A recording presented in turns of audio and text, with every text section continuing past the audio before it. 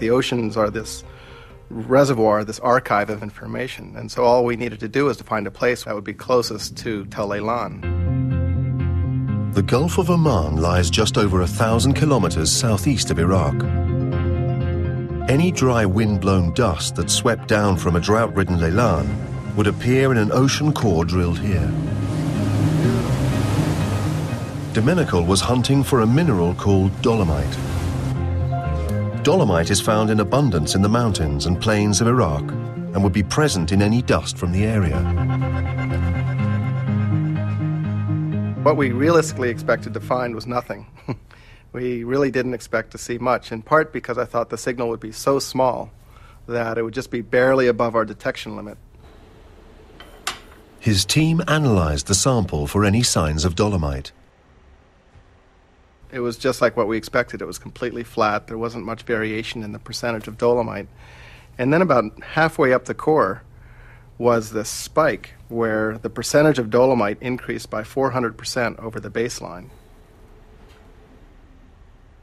So, a factor of 4. I mean, it was this huge spike. It was enormous. The dates were on target.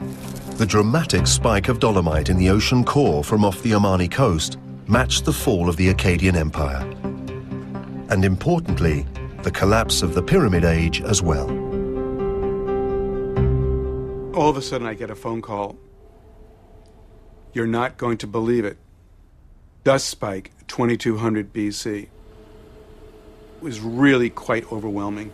The proof was now really massive and independent.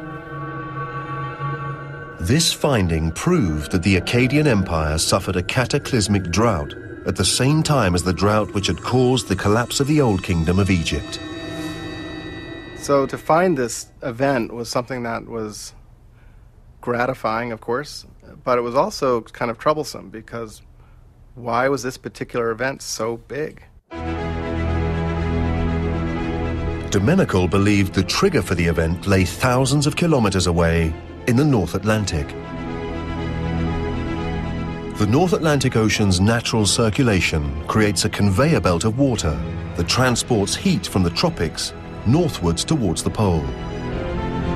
As this heat is released gradually into the atmosphere, it affects the weather around the world, especially in Europe and North Africa. If this conveyor belt stops moving, radical